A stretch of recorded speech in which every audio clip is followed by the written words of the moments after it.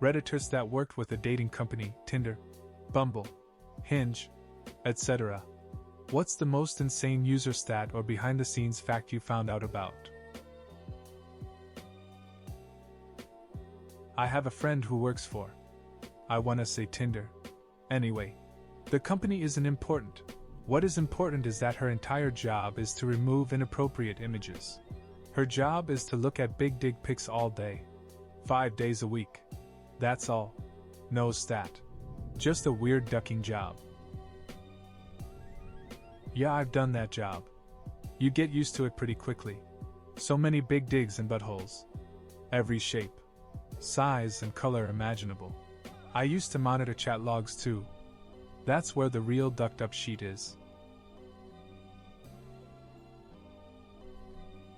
My ex-BF worked for the Yahoo Italy dating site back in the early-ish 2000s. His job was to pretend to be a woman and message male customers just as their accounts were going to expire. This would encourage them to pay to renew their subscriptions. Once they renewed, he would ghost them. He only lasted for a few months due to how unethical it was. That's legitimately one of the saddest things I've read on this thread. It just makes me happy that I use Google. A completely ethical company with no history of flimsy morals. I ran operations for an online dating company, notably not affiliated with Match. From database analytics I can tell you a few things. Men initiate contact around 80% of the time in straight matchmaking. And if you are a woman looking to date other women and you simply initiate contact with another woman, you have a good chance of success simply because it's very common for women to match, but then neither initiates contact. IRC we were able to determine that it takes on average about 3 dates before 6 happens. I don't recall how we worked that out. I'm not a data analyst. But presumably it was some keyword-based algorithm looking at chat messages. We got so many requests for information from the police that we had an informal system with them. To save them from wasting time getting warrants for information about people who we didn't have data on. They would ask about a particular name/email/whatever other identifier, and we would just say yes we have data about them or no we don't. And if we did they'd then go get the warrant to get a copy of it. The other thing I can tell you from our analytics, that really shouldn't be at all surprising, is to get some decent profile photos. Go get your talented friend or just hire a photographer to take some really nicely lit well-composed photos of yourself and watch your match rate soar. My old boss was the financial controller of a big dating site. He kept on seeing these big invoices for modeling agencies and initially thought it was because of the big parties they used to host. When he asked about it, it turned out it was just content for the fake profiles they created to luring users. I used to work at a dating site in the UK. I was on the tech side, but most of the staff was a group of young women who manually approved images and text changes to profiles. There was about 10 to 15 of them, and the turnover rate was about 1 a week. The work was just so mind-numbing. About 10 times a day they'd shout that they'd got another one, which basically meant one of the hundreds of thousands of men on the site has differently thought. I've thought of something nobody else has tried. I'll upload a picture of my big dig. At which point they'd all laugh at it, cancel the profile upload and go back to reading about people's choice of pets or whatever else they thought was interesting. A couple met on the dating app one worked on. Unfortunately, the man passed away and the lady returned to the app where they met for remembrance.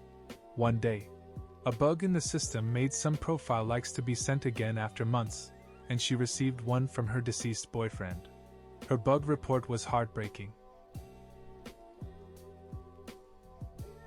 I'd really be interested in what someone working at Ashley Madison or Gleeden has to say. I had to apply to a certain amount of internships for grad school doing public relations. But I already knew which internship I wanted. But I applied to the Ashley Madison internship too. I got an interview there, and they paid the most. So, I thought I'd check it out. The 2 dudes interviewed me leveled with me right away and said they were going to hire a woman for the public relations job. but they had a contract position for a dating coach and I was one of the few straight, masculine, social dude who's outgoing in our PR program. So they offered me a part-time dating coach job. I took it but also had another job and it was way too much. It was too depressing. Man, any guy seeking out a dating coach to have an affair is a lost cause. Plus Ashley Madison is like all bots. Women aren't seeking out affairs like that, LMAO. I was out after a few days. The people that worked there were exactly the type of people you'd think that works for that company. Every time I tried to kinda hint and acknowledge how the premise of their website is ducked, they'd actually act confused and genuinely seem to not understand what the big deal was. Ducking greasy people. Almost all of them.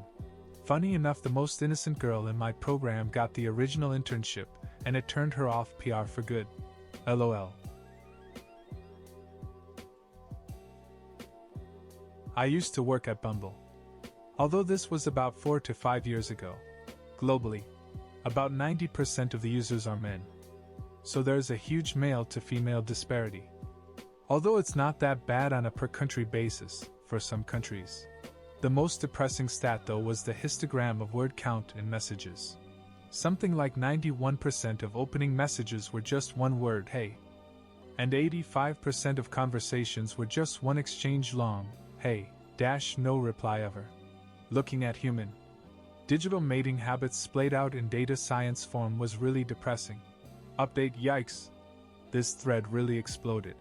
Some people have asked me a lot of the same questions, so I'm providing answers here.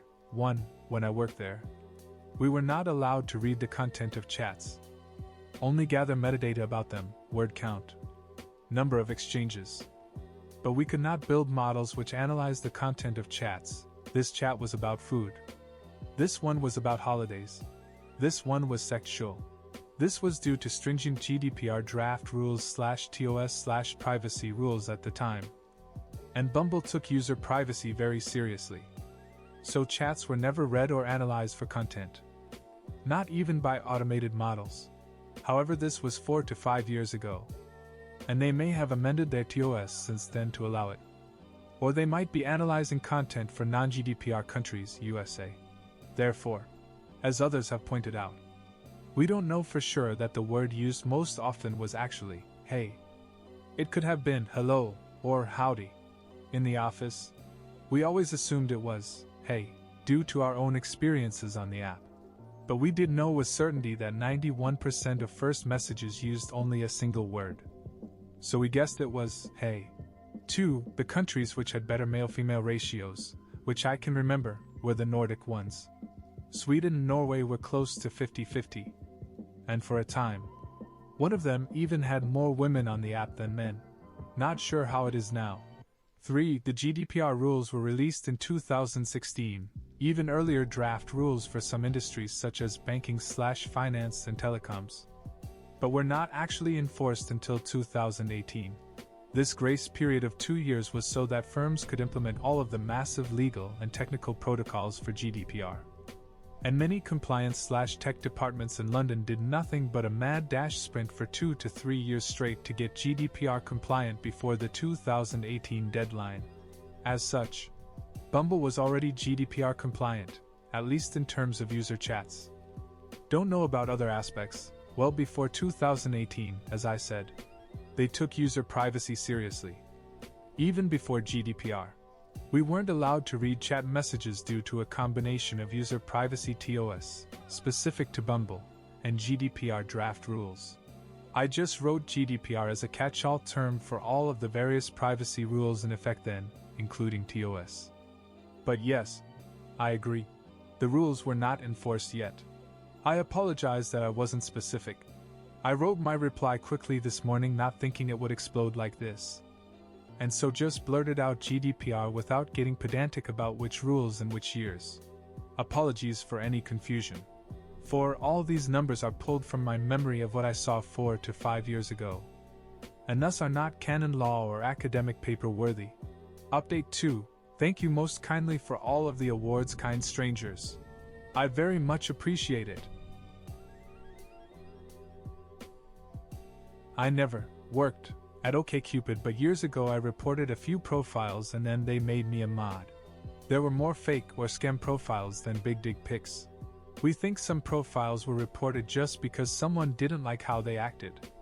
But once you start image searching, you would typically find that those profiles are fake, or belong to real people that are definitely not on a dating site. There were a bunch of accurate and proven catfish reports. And a lot of cute pets. Pictures have to be of you, not your dog, and we would comment for the other mods. Cute dog but breaks rules. Also Google the image of the dog and sometimes find out that it's someone else's dog.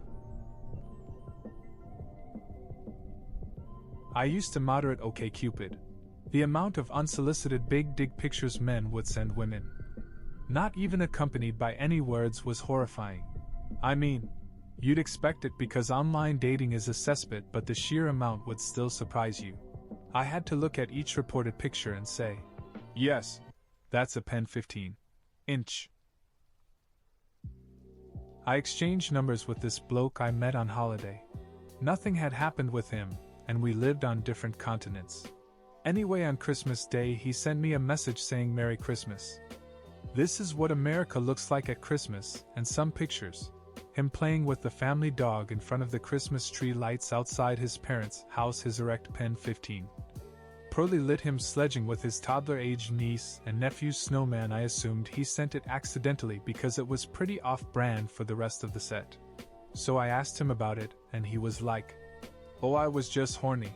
And it's like, please don't be contextualizing your low production values pornography with wholesome Christmas cheer. Finally, an Ask Reddit question I can answer. Throwaway because much of this information is not necessarily positive. I worked for a dating app for a few years in a role that was pretty high up, where I was privy to almost all of the inner workings of the app.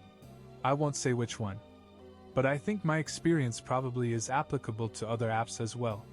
We had a redditor on our platform. The top of the company got interviewed as witnesses. TBH, there wasn't really anything we did or could have done about it. But it is crazy to think about. One of our members got scammed out of 6 figures. And there was nothing we could do about it either. She was older and lonely, and the person used an attractive picture and kind words to play off of that. If you let them, people will find any way to scam and abuse those who are lonely. Some of our systems for detecting and removing scammers and spammers were far more advanced than our systems for actually creating matches. Also, we found older women were actually the most likely to be scammed. You can make your own conclusions from that. To that point, the algorithms are less sophisticated than you think. They mostly consist of educated guesses, and then trial and error to see what creates the most engagement. This engagement could be anything from returning to the app to sending messages. The main goal of the algorithm is always to get you to pay, never to actually ensure you meet somebody in real life. As much as we tried to lie to ourselves that it was, no dating professionals or psychological professionals were ever consulted when we were building our software. Software that basically plays Cupid and changes the courses of people's lives. I kept thinking it would be a good idea to have experts and scientists tell us what determines attraction and sets up a relationship for success. But nobody was ever interested in hearing that. Instead, we made our own choices about how to build this thing. I met hundreds of our users in person, and they were all pretty great people. Many of them were willing to come in and talk because they were struggling with actually finding people and matches on our app. It was sad that our software was failing them. Some of the best, most lovely people really struggled to find a partner. Almost every dating app has a significantly larger percentage of men than women. We toyed with doing a test of blind dating, where you couldn't see a user's profile picture until after a match. But that failed really quickly. People truly are superficial, contrary to many users on this thread. We were a large dating app and we didn't actually create any fake accounts. We were certainly proud of that.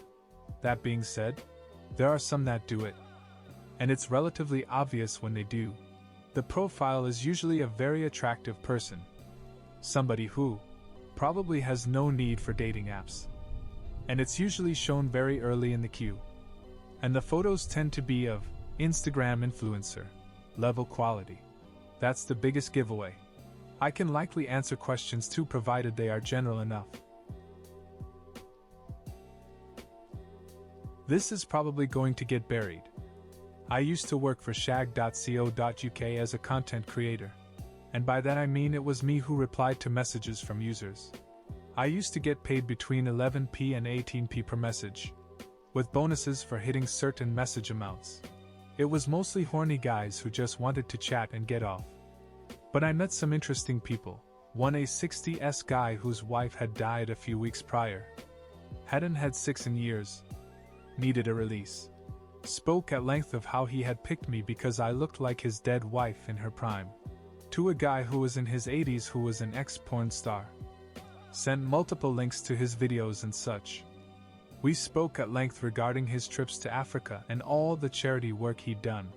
3 a lot of obvious pedophiles, rapists, etc. It was pretty scary what people would admit to with enough pushing. For a lot of guys who would agree to whatever weird fetish I dreamed up on that day.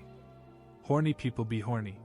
It all came to an end for me when a guy told me his dad had died that morning, and he wouldn't be around for a while. I got reviewed for my reply, which was, "I'm really sorry for your loss. If you need to talk, I'll be here for you." They suggested that I should have replied, "Do you not care about me? I have needs too." Just realized that the site owners really just didn't give a shit at all. Edit. This blew up a lot more than I could have ever expected it to. Thank you for those of you who left that sweet Reddit Gold and other awards. Who would have thought my most upvoted comment on Reddit was about this? Crazy. Many apps seed attractive bots to keep people engaged. The bots will send/respond to a couple of substandard questions. How was your week? What are you looking for? Then ghost. Despite the ghost, the high of matching with a super attractive person that spoke to you is enough to get many people hooked and chasing the dragon.